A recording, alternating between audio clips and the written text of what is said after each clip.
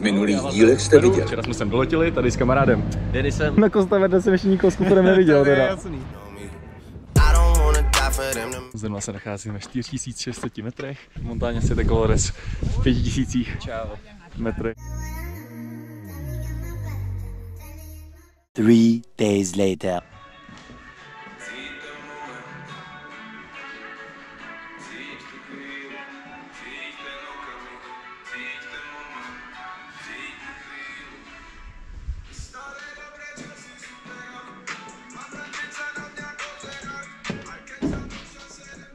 Čau, já vás zdravím, dneska je 13. den v Peru, jsem tady s kamarádem Denisem, právě jsme na Titicaca, teďka jedeme k jednomu přístavu, odtamtud pojedeme lodí na takový ostrůvek. Nakonec jsme nechali rozhodnout lidi, kam pojedeme, my jsme byli v Cusku a ptali jsme se lidí, jestli máme jet do džungle, anebo jestli máme jet na Titicaca.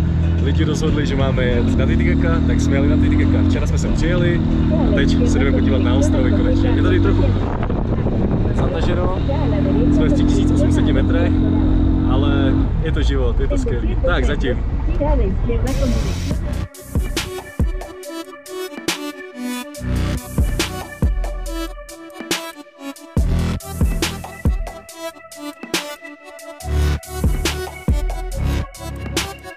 Teď se s Denisem nacházíme tady u jezera Titicaca. Za chvilku nás nabere ten pán od našeho ubytování a pojedeme na plovoucí ostrovy. Denis se tam hodně těší. Protože mě to doporučil v jednom videu Jaroslav Dušek, tak jsem se musel zavítat, abych pocítil tu atmosféru. A jedeme na Titicaca, no, takže co vám budem? Prostě jedem a když jedeš, tak pluješ a až dopluješ, tak tam seš. Moudro. Přírodní bohatství jezera Titicaca využívají lidé od doby, kdy se na jeho březích poprvé usídlili. K největším darům patří určitě jezerní rákos totora z cirpu statora, pokrývající velkou část Punské zátoky. Nenatočili jsme jídlo na GoPro, ale natočíme na GoPro. Tak, já to mám, yes. Takhle měli jsme tady sýr, brambory, rejži, kafe. A Denis tady byl taky. Právě dáváme fotbalek na Titicaca, tady na ostrově Úros. Tady se můžeme prohlédnout sestavu Třince, v brance bude Lukáš Asalík, před ním Slaninka, Brak, Myšek a Omasta, Machuča Habusta ve středu hřiště a před ním je ten 15letý hráč. Aha, jo, no to pěstujou, sklízej a pak se to stavějí. Nevím, co říkala. Tak, čtvrtý ubytování v Peru, právě se nacházím na plovoucích ostrovech jezera Titicaca a tohle ubytování vyšlo na 300 korun na noc na osobu, včetně snídaně. Classic jump. Dobrý, můžeš vylízt.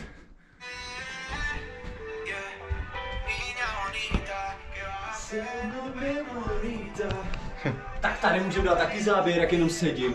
Tak, my se nacházíme už tady na ubytování a je tady klid. Tyjo, bych řekl pravdu, tak mám problém v Peru se zastavit. Mluvím vždycky rychle, všechno dělám rychle a furt musím jakoby něco dělat. Jsem tady v rezonanci, v reakci, sám se sebou, se svojí podstatou, nevím, jak to popsat, ale je to skvělý a teď tady jsem vyklidněný. Wow.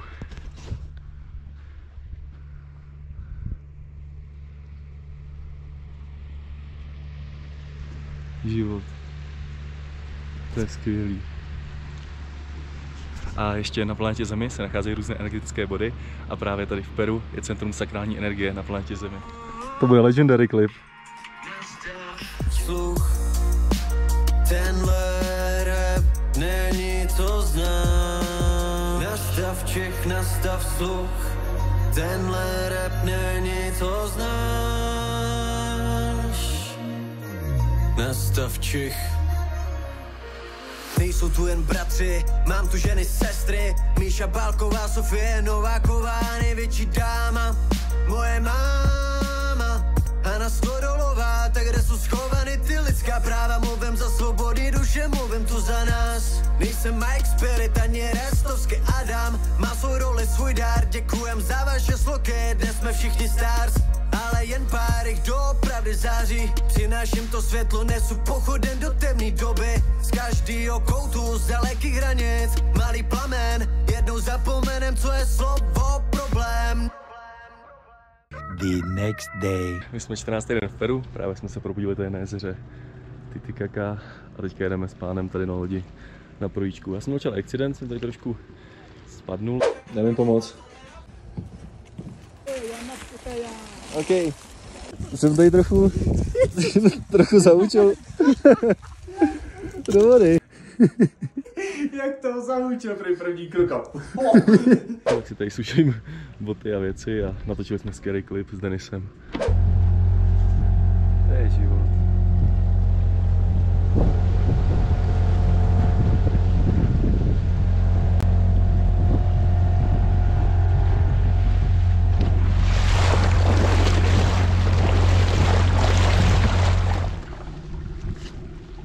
Buenos. Buenos. Pero antes les voy a mostrar aquí. Tam fakt měla být díra. Nic to ale nemění na skutečnosti, že musí den co den svádět boj o přežití. Každé 3 měsíce musí položit novou vrstvu rákosu, aby ostrov dál plaval a neklesal ke dnu. Když jsme dostali dárek od ostrova, jsme vzali tady na tyhle loďce takhle na projížďku po jezeře Titicaca. A tady ta loď vlastně nemá vlastní pohon, takže tady je vždycky takhle vedle přivázaná lodička, která to táhne anebo se pádluje. Co, Denis, dobrý? Nejhezčí zážitek. Acá falta discoteca, cine, karaoke. Y chicas. Chicas. República Checa, muchas chicas aquí. 1400 ubytování se nachází tady na ostrově Titicaca. 5 takových hlavních komodit a 2 školy.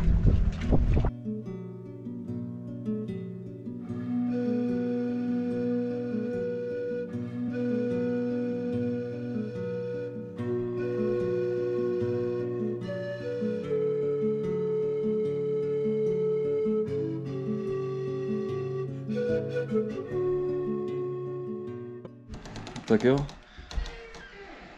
Tak jo. Ale moc se s tímhle místem neluč.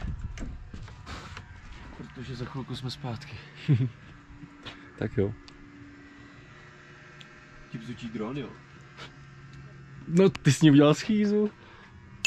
Aha, fakt, že jo?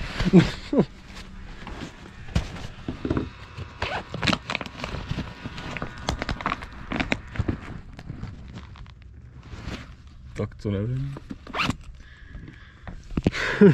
Jsem si říkal, co to bzučí, ale nenapadlo mě, že já. Sí, čau, hasta luego. Čau. Ahoj. Ahoj. Hola. Hola.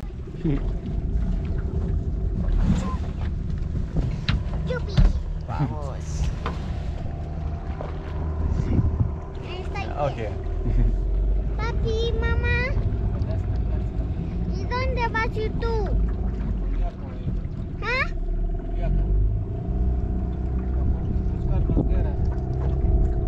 Papá.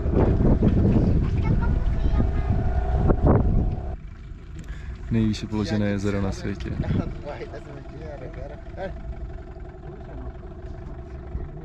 Madre Gota.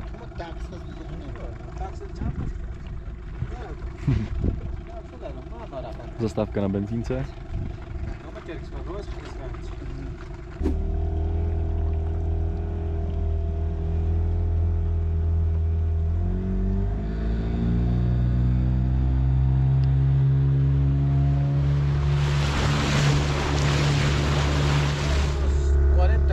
40 kilos? 40 kilos? 40 kilos pescados? Sí. Wow. Muy harto.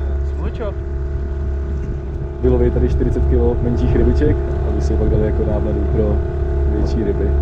Kus dál.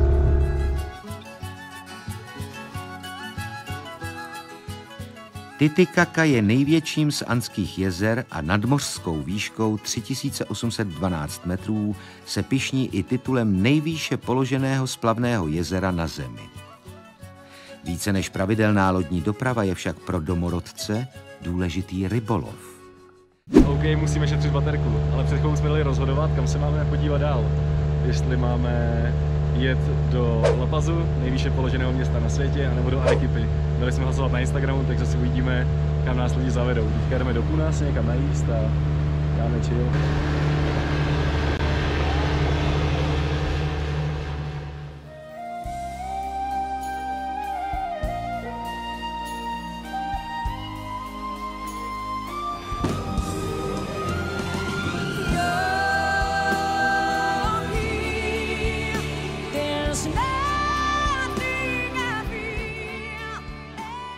Tady v Peru je hodně pejsků na ulici, a když takhle nakrmíte jednoho, tak oni většinou takhle přiběhnou, ale jsou hodný.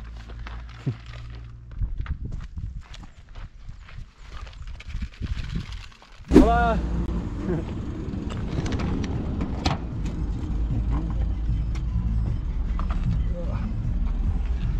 Hola Alex! Buenas!